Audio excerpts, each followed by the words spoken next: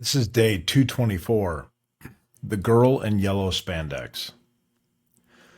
A few years ago, I completed a marathon. Initially, my goal had been to run every day for 365 consecutive days.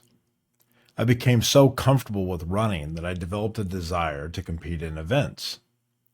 Among various races, I signed up for and successfully completed a marathon, achieving my goal of finishing within 4 hours.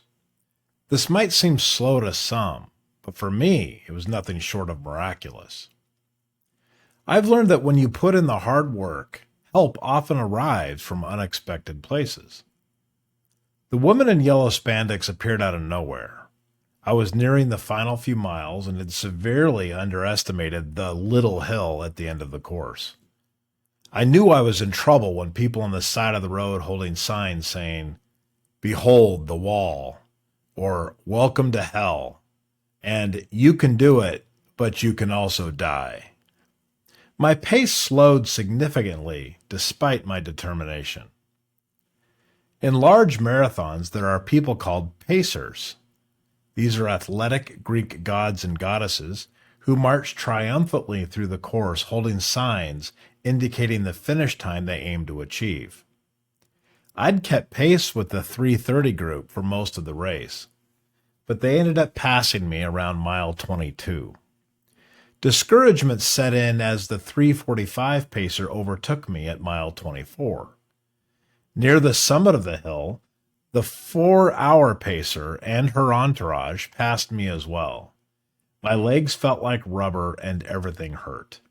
At this point, I was determined to just finish. Enter yellow spandex girl. Ahead of me, I could see the 4-hour pacer, and I heard the roar of the crowd as runners were starting to cross the finish line. We were running through downtown streets towards a civic building where the finish line festivities, including a beer garden, awaited. Drinking beer post-marathon is a curious tradition, but I abstain, preferring to keep the contents of my stomach where they belong. Just as I was sinking into despair, realizing my goal was slipping away, a bright yellow figure thundered past me. When I say thundered, it's because she was significantly overweight. I couldn't comprehend how this woman, easily weighing over 300 pounds, appeared so energetic and joyous as she surged toward the finish. My only explanation was that she must have been an angel.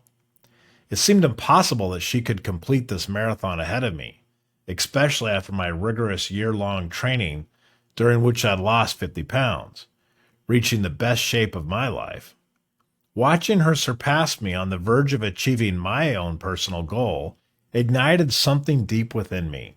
Perhaps it was ego, perhaps it was pride, or perhaps an undiscovered reservoir of adrenaline.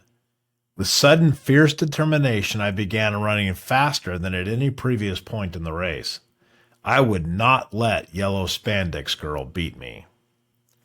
In retrospect, it was after all a race. Yet I now feel proud of her for finishing and doing so with such a remarkable spirit. She showed no shame, boldly wearing her loud head-to-toe spandex outfit. She may have resembled a large lemon with legs, but this was her moment. Later, reflecting on the experience, I wish I'd stopped to ask her about her journey. Had it been as transformational as mine? I assume it was. I ultimately crossed the finish line precisely at 4 hours, narrowly ahead of the pacer, leaving my lemon-colored friend in the dust. I immediately collapsed, utterly spent. Later, I saw her celebrating with her friends, cheerfully drinking beer, appearing as though she had just returned from a leisurely shopping trip rather than a grueling 26.2-mile race. So here's my point. No matter how hopeless it seems, no matter how disappointed or discouraged you feel, no matter the odds or who seems to be ahead of you, you always have something left. You can always pick yourself up and finish strong. Stop lying to yourself. Your race is not over. You have not crossed the finish line yet. Dig deep. Find the reservoir of unbridled passion and resolve within your soul and finish strong.